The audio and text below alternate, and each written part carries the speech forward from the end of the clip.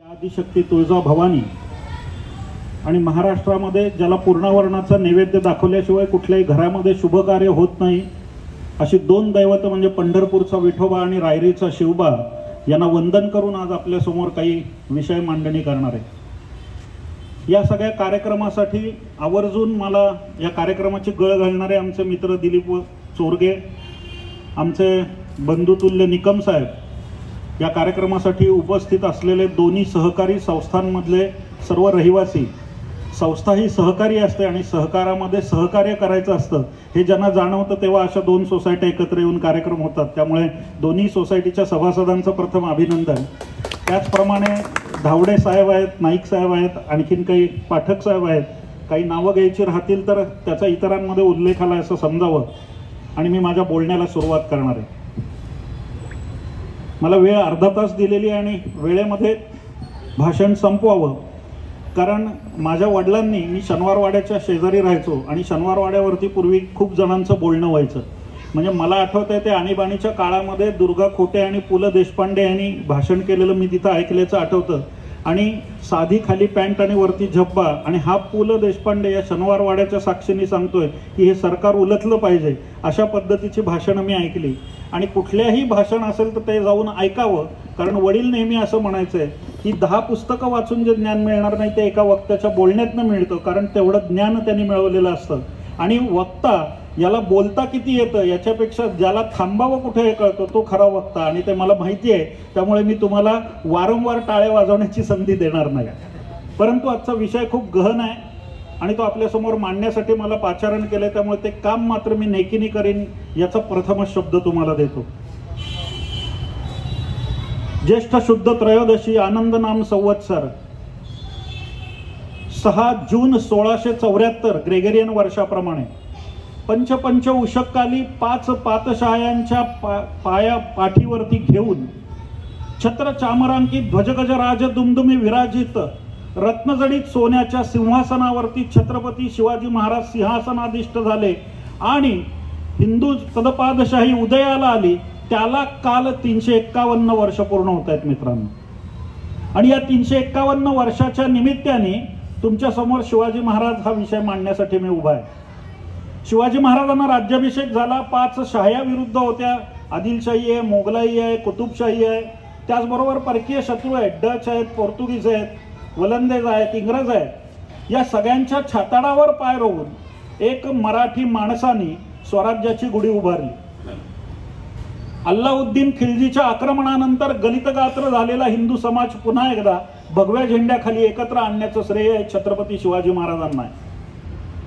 शिवाजी महाराजांच्या आयुष्यातल्या अनेक कथा तुम्ही ऐकल्या असतील, त्या ऐकत ऐकत आपण मोठे झालो।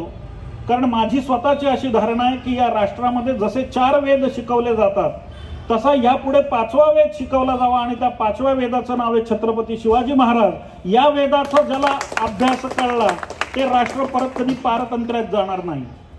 इसवी सन पूर्व 320 मध्ये आर्य चाणक्याने राजा म्हणून जे जे गुण सांगितले होते ते चंद्रगुप्तानंतर जर कुठे आढळून येत असतील तर ते आपल्याला लक्षात येतात 17व्या शतकाच्या छत्रपती शिवाजी महाराजांच्या चरित्रामध्ये। 17व्या शतकामध्ये 2 महान राजे झाले, त्यातला एक आहे मोगल सम्राट औरंगजेब आणि दुसरा आहे छत्रपती शिवाजी महाराज।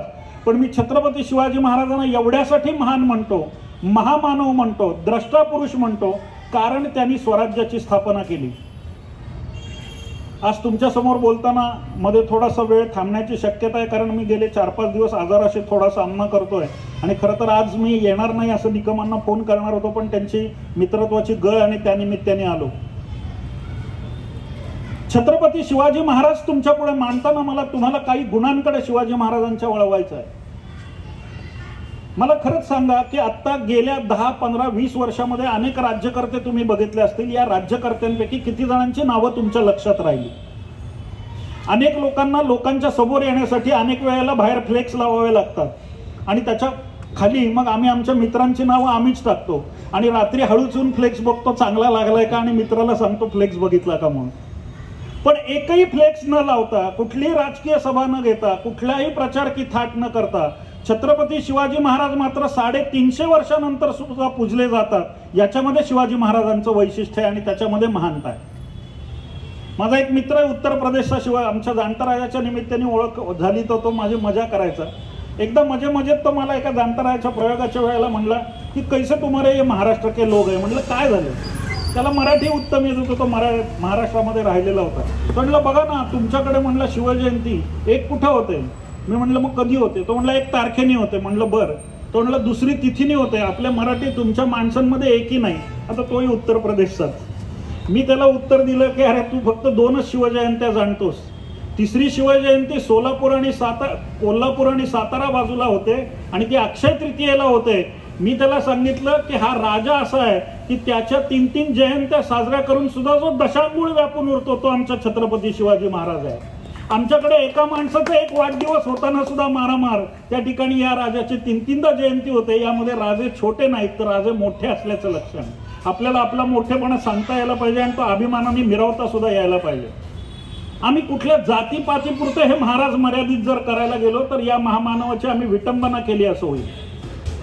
इराणचा शहा धाकटा अब्बास यांनी औरंगजेबाला एक पत्र पाठवलं होतं आणि त्या पत्रामध्ये तो असं म्हणला होता की मुघलशाहीला सगळ्यात जास्त धोका जर कोणापासून असेल तर तो या मराठ्यांपासून आणि छत्रपती शिवाजी राजांपासून आहे. त्याच्यापासून सावध राहा. इराणचा धाकटा अब्बास त्यांनी पत्र पाठवलं औरंगजेबाला. ब्रिटिश सेनेचा लष्करी सचिव आहे फिलिप म्हणून. त्यांनी असं नमूद करून ठेवलंय की शिवाजी महाराजांची सत्ता अजून जर 5-6 वर्ष असली असती तर इंग्रजांना या देशावरती राज्य करता आलं नसतं. हो ची मिन नावाचा व्हिएतनामचा एक नेता आहे. 14 वर्ष अमेरिकेशी त्यांनी दीर्घकालीन लढा दिला आणि तो लढा दिल्यानंतर अमेरिकेसारख्या बलाढ्य राष्ट्राला त्यांनी पराजित केलं. ते पराजित केल्यानंतर त्याला विचारलं होतं की या पाठीमागची तुमची प्रेरणा काय?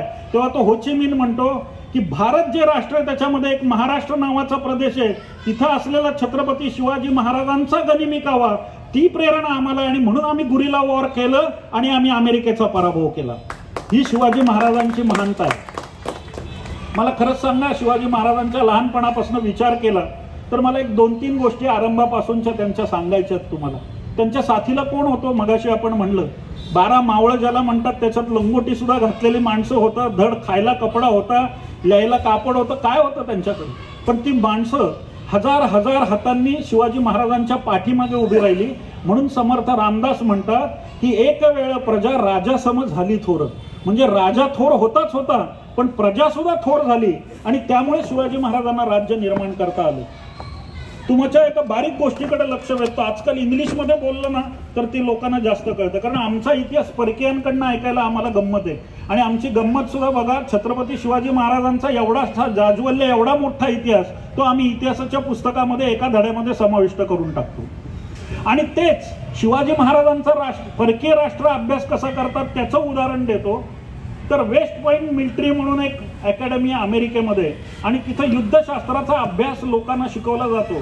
त्या युद्धशास्त्राच्या अभ्यासामध्ये ज्या 2 लढायांचा संदर्भ दिला जातो आणि ज्या 2 लढाया शिकवल्या जातात त्याच्यातली एक लढाई आहे ती बाजीरावाची पालखेडची लढाई आहे आणि दुसरी जी लढाई आहे ती शिवाजी महाराजांची अफजल खानची लढाई आहे. आजही वालुका शिल्पाच्या साह्याने त्या लढायांचा अभ्यास आत्ताच्या मिलिटरीच्या विद्यार्थ्यांसाठी केला जातो. परकीय राष्ट्राला आमच्या राजाची किंमत आहे पण आम्हाला मात्र आमच्या राजाची किंमत नाही. शिवाजी महाराजांची महानता विचारात घेताना मला 2 गोष्टी फार महत्त्वाच्या वाटतात. आजच्या राजकीय स्थितीची त्या तुम्ही ताडून बघा, तुमच्याही लक्षात येईल. आपण असा विचार कधी करत नाही. मी शिवाजी महाराजांच्या कथा आज तुम्हाला सांगणार नाहीये, कारण शिवाजी महाराजांच्या कथा सांगितल्या तर ते एक वेगळं आख्यान लागेल आणि तो विषय अर्ध्या तासामध्ये तुमच्या समोर मांडण्याचा नाही. शाहिस्ते खानावरचा शिवाजी महाराजांचा हल्ला हा दुसरा तिसरा काही नसून शिवाजी महाराजांनी केलेला पहिला सर्जिकल स्ट्राईक होता असं म्हटलं तर ते तुम्हाला जास्त कळेल. 1,00,000 फौजांनी पुणे वेढलेला असताना एका वरातीच्या निमित्ताने 400 स्वारांना घेऊन त्याच्यामध्ये घुसणं आणि शाहिस्ते खानाची 3 बोटं कापणं आणि त्याच्यानंतर दुसऱ्या दिवशी म्हणणं की हा औरंगजेबाचा मामा, याचं नाव शाहिस्ते खान ठेवलं औरंगजेबाने पण त्याला शास्त्र मात्र केली मी. शास्त्र म्हणजे काय तर त्याला केलेली शिक्षा. हे शिवाजी महाराजांचं वैशिष्ट्य आहे. 1,00,000 फौजेमध्ये 400 लोकांनीशी घुसणं. 10 नोव्हेंबर 1659 अफजल खानाचं वध आहे. शिवाजी महाराजांचं वय आहे 29 आणि त्यावेळेला शिवाजी महाराज जात आहेत. शिवाजी महाराज पुढे आहेत, पाठीमागे नाही. लाख मेले तरी चालतील, लाखाचा पोशिंदा जगायला पाहिजे असं आपल्याकडे म्हणीमध्ये म्हणतात. पण शिवाजी महाराजांच्या प्रत्येक लढाईमध्ये शिवाजी महाराज पुढे आहेत आणि सैन्य मागे आहे, हे नेहमी लक्षात घ्या. 10 नोव्हेंबर 1659 अफजल खानाचा कोथळा बाहेर काढला छत्रपती शिवाजी महाराजांनी वाघरखांनी. आजकाल आम्हाला इतिहास सुद्धा बदलायला लावतात, एखाद्या धर्माच्या भावना चुकवतील म्हणून गुदगुल्या करून मारला नाही तर शत्रू असाच मारावा लागतो म्हणून कोथळा बाहेर काढून मारला तो छत्रपती शिवाजी महाराज. शाहिस्तेखानावरती हल्ला केला तो छत्रपती शिवाजी महाराजांनी. लाल महालामध्ये वेढा फोडून घुसलेत स्वतः शिवाजी महाराज. सिद्धी जोहरचा पन्हाळ्याचा वेढा फोडलाय तो शिवाजी महाराजांनी.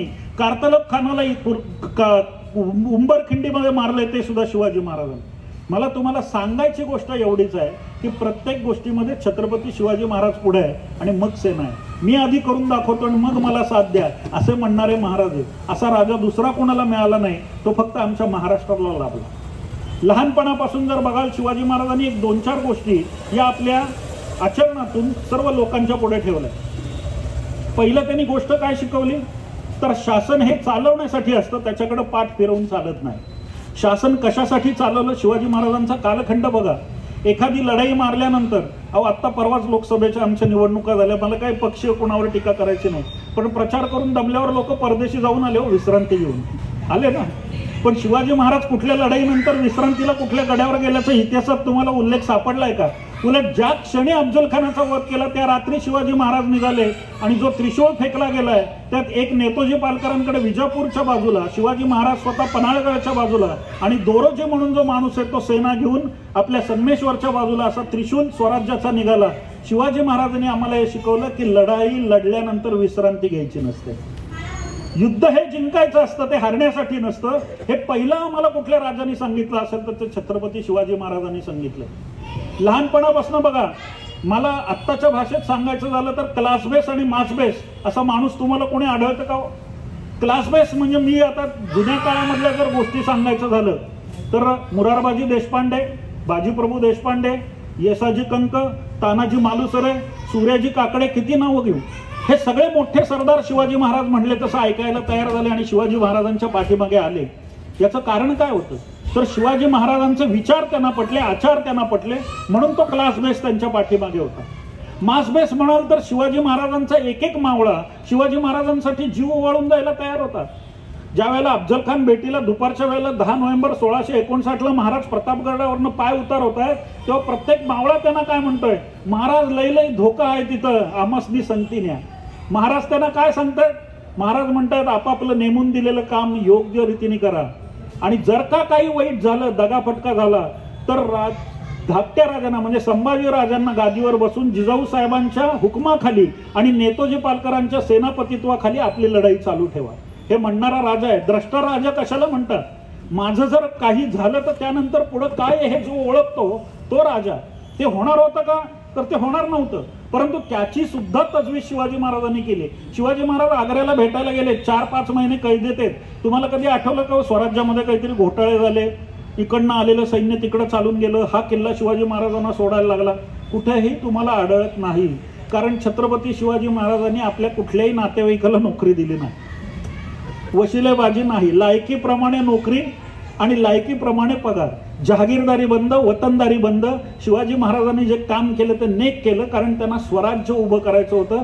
परकीय सत्तांपेक्षा आमची सत्ता कशी वेगळी ते त्यांना सांगायचं होतं. आणि म्हणून ते एखाद्या प्रभावळीच्या अनंत सुभेदाराला पत्र लिहिताना म्हणतात की रयतेच्या भाजीच्या देठालाही हात लावू नका, अन्यथा लोक म्हणतील हे कसलं स्वराज्य, यापेक्षा मोगल बरे. म्हणजे रयतेकडनं जे काही घ्यायचं ते विकत घ्या, तुम्ही त्याचं लुबाडून घेऊ नका, नाहीतर लोक म्हणतील हे स्वराज्य नाही. असा विचार करणारा राजा होता. राजाने प्रजेचा किती बारकाईने विचार केला पाहिजे. पोर्तुगीजांच्या देशातून म्हणजे गोव्यातून, त्यावेळेला पोर्तुगीजांचं राज्य गोव्याला आहे, त्या ठिकाणी एक बारदेश म्हणून प्रदेश आहे. त्या बारदेशातनं आलेलं मीठ हे आपल्या देशातल्या मिठापेक्षा स्वस्त विकलं जायला लागलं.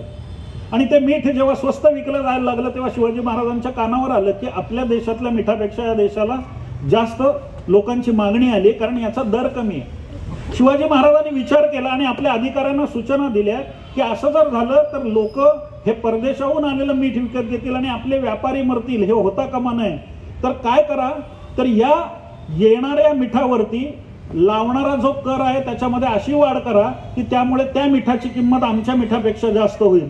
रयतेच्या भाजीच्या मिठाचा विचार करणारा राजा कुठला असेल तर तो छत्रपती शिवाजी महाराज आहे. खरंच आमच्या आज राज्यकर्त्यांना जर काही आज असेल तर ते राज्यकर्ते नक्की याचा विचार करतील.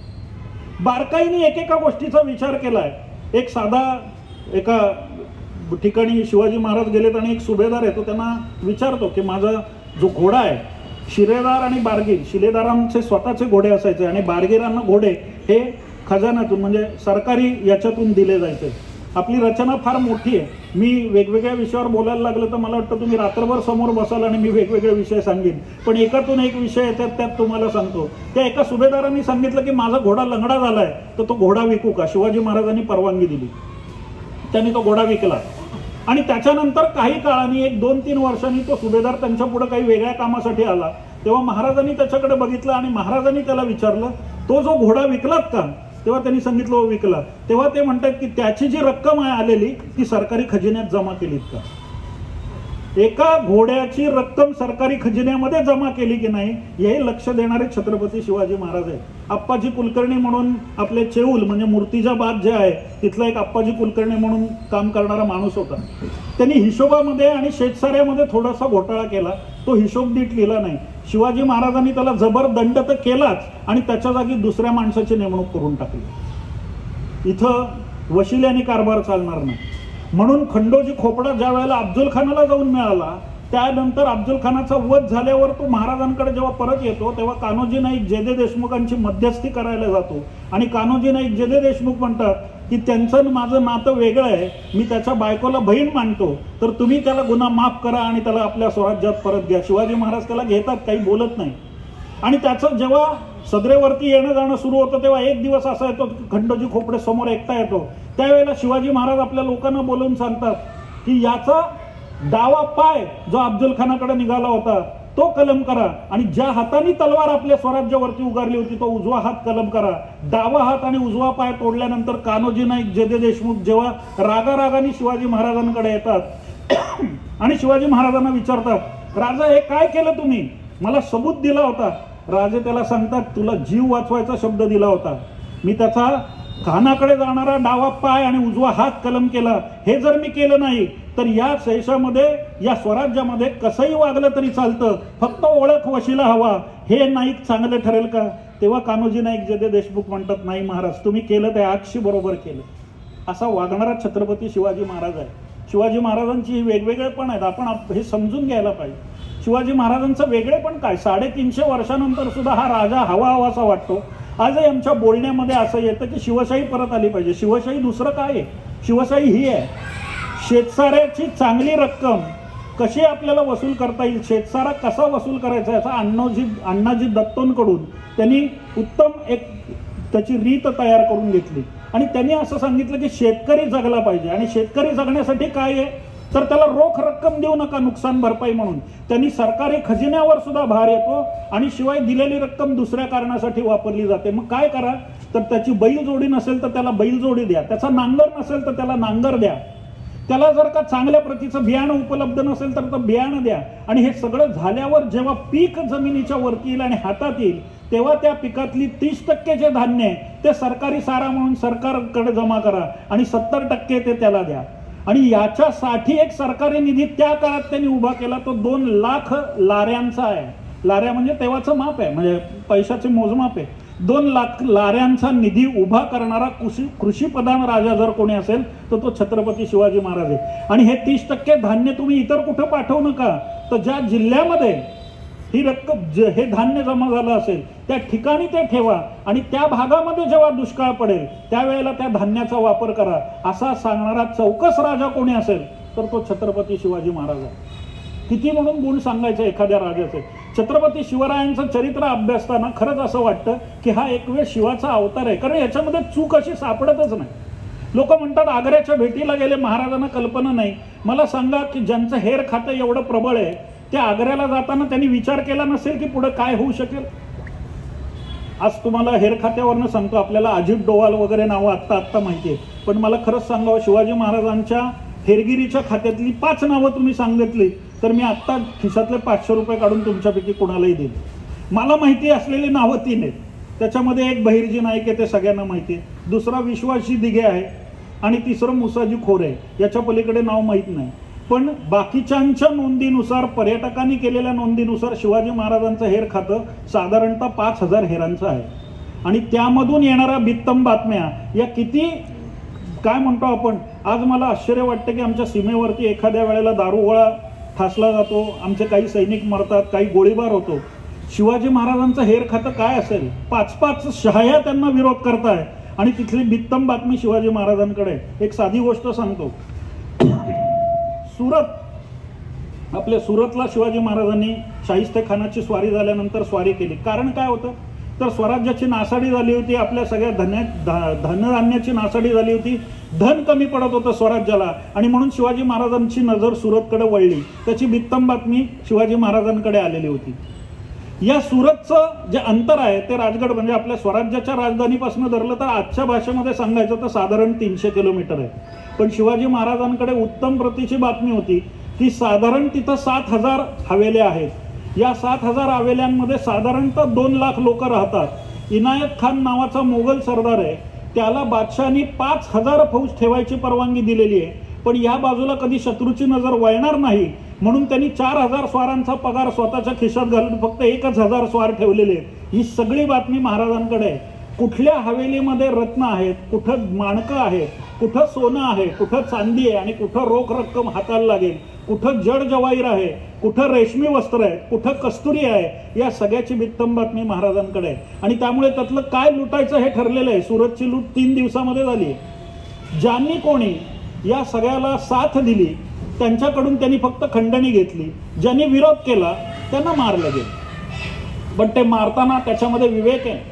आमचा धर्मनिष्ठ राजा आहे, त्यामुळे तिथं असलेला एक पाद्री लहान मुलांचा सांभाळ करतोय कळल्यानंतर त्याला शिवाजी महाराजांनी हात लावलेला नाहीये. एक डच वलंदेजी मूर्खातली एक बाई, विधवा बाई, आपल्या 2 मुलांसह राहत होती. ती रात्री आपल्या घरात बसलेली आहे आणि घोड्यांच्या टापा बाहेर वाजतात आणि त्या घोड्यांच्या टापा वाजल्यानंतर तिला स्वाभाविकच असं वाटतं की आता आपलं सर्वस्व लुटलं जाणार. बराच वेळ झाला तरी स्वार घरात येत नाहीत म्हणून ही बाई दार उघडून बाहेर जाते आणि ती विचारते की आप लोग अंदर कैसे नहीं आए. तेव्हा शिवाजी महाराजांचे स्वार म्हणतात की नहीं नहीं बहन जी, शिवाजी महाराज ने आपकी रक्षा के लिए हमें भेजा है. परधर्मीयाच्या विधवा स्त्रीबद्दल असलेला अभिमान याच्यामधून आपल्याला दिसतो की त्याच्या अंगाला हात लागता कामा नये. तिचं संरक्षण करण्यासाठी शिवाजी महाराजांनी स्वार पाठवलेत. बघा राजा काय असावा याचं उत्तम उदाहरण कोण आहे तर तो छत्रपती शिवाजी महाराज आहे. या सुरतून जी लूट शिवाजी महाराजांनी आणली ती जाताना ते नाशिक, घणसोली या मार्गाने गेलेत. जाताना सगळा मोगल प्रदेश आहे. वाटेत त्यांना विचारलं असणार लोकांनी कुठं चाललाय, तेव्हा ते सांगतात महाबत खानाने बोलवलंय बंदोबस्तासाठी, तिकडे फौज चालली आहे. जाताना बरोबर घोडे जास्त घेतलेले आहेत, बैल आहेत, कारण त्याच्यावरती लूट आपल्याला ठेवायची आणि मग ती लूट इकडे आणायची. या सगळ्याचा योग्य विचार, नियोजन हे सगळं शिवाजी महाराजांनी केलेलं आहे. हे सगळं नियोजन करून शिवाजी महाराजांनी ती लूट आणली आणि त्यांना बातमी मिळाली की महाबत खान आता इनायत खानाच्या मदतीसाठी निघालेला आहे.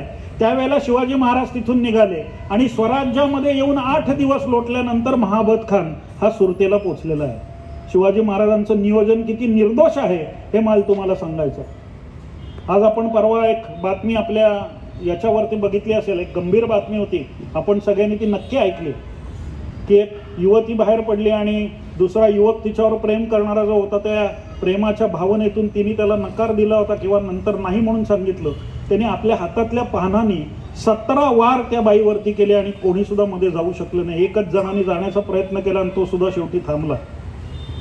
निर्भया बलात्कार प्रकरण जेव्हा दिल्लीला घडलं तेव्हा तिची आई रडून म्हणली की माझ्या मुलीला न्याय मिळाला, मला 10 वर्ष लागली, मला छत्रपती शिवाजी महाराजांची शिवशाहीच आठवली. 14व्या वर्षी न्यायासनावरती न्याय देताना शिवाजी महाराज बसतात आणि त्यावेळेला या खेड शिवापूरच्या इथला रांझे गावचा जो बाबाजी पाटील आहे, ते रांझे गाव म्हणजे त्याचं उत्पन्न जिजाऊ साहेबांच्या खाजगी खर्चासाठी लावून दिलं होतं. तिथला बाबाजी पाटील एक बदफैली करतो, म्हणजे बलात्कार नव्हे तर व्यभिचार करतो. तो जेव्हा शिवाजी महाराजांच्या समोर न्यायासनासमोर उभं राहतो तेव्हा 14व्या वर्षी छत्रपती शिवाजी महाराज आज्ञा देतात की याचा चौरंगा करा. चौरंगा म्हणजे दोन्ही हात आणि दोन्ही पाय कापून टाकतात आणि ती शिक्षा त्याला दिली जाते. असा जलद गतीने मिळणारा न्याय जेव्हा बघतो तेव्हा आज आमच्या न्यायालयामध्ये भारताच्या 3 कोटीपेक्षा अधिक खटले प्रलंबित आहेत, त्याची आठवण आम्हाला येते. या आमच्या महाराष्ट्रामध्ये कुठल्याही स्त्री ती कुठल्याही जाती धर्माची असो, तिचं स्थान आमच्या देवाऱ्यात आहे असं म्हणणारा हा राजा होता. माता बेगम म्हणून लहानपणी ते लहान असताना जिजाऊ साहेबांनी माता बेगमला बोलवलंय. त्या माता बेगम एक नाचणारी कलावंती नाही. ती जेव्हा येते तेव्हा जिजाऊ साहेबांना म्हणते की आऊसाहेब माझ्याकडे धड लिहायला कपडा नाही, खायला अन्न नाही, मी नाचू कशी, मी गाऊ कशी.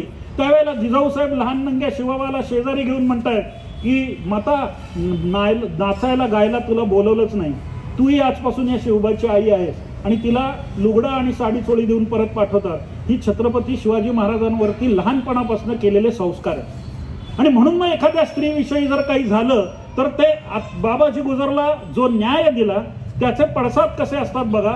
रंगो त्रिमल वाकडे नावाचा एक सुभेदार आहे, त्यांनी असाच प्रकार केला आणि महिलांच्या बाबतीत अन्याय अत्याचार केला. आणि जेव्हा त्याला लक्षात आलं की बाबाजी गुजराला जो न्याय दिला, बाबाजी पाटलाला जो न्याय दिला तो जर शिवाजी महाराजांनी दिला तर काय, म्हणून तो चंदरराईत पळून गेला. चंदरराई म्हणजे चंद्ररावाचा प्रदेश, चंद्रराव म्हणजे जावळी. आणि त्या जावळीमध्ये का पळून गेला तर शिवाजी महाराजांच्या विरुद्ध छत्रपती शिवाजी महाराज असं थोडंसं मतभेद होते. तिथं गेल्यानंतर आपण सुरक्षित राहू म्हणून हा रंगो त्रिमल वाकडे तिथं पळून गेला. पण लक्षात असं आलं की ज्या ज्या वेळेला वाऱ्याने पाला पाचोळा वाजायचा, घराची कडी वाजायची, तेव्हा त्याला सारखं असं वाटायचं की शिवाजी महाराजांचे मावळे पकडायला आले. आणि भीतीने तो रंगो त्रिमल वाकडे मेला. याला म्हणतात न्याय करणं आणि लोकांमध्ये जरब बसवणं. शिवाजी महाराजांनी एकच न्याय असा केला की त्यानंतर पुन्हा स्वराज्यात असं कोणी करू धजलं नाही.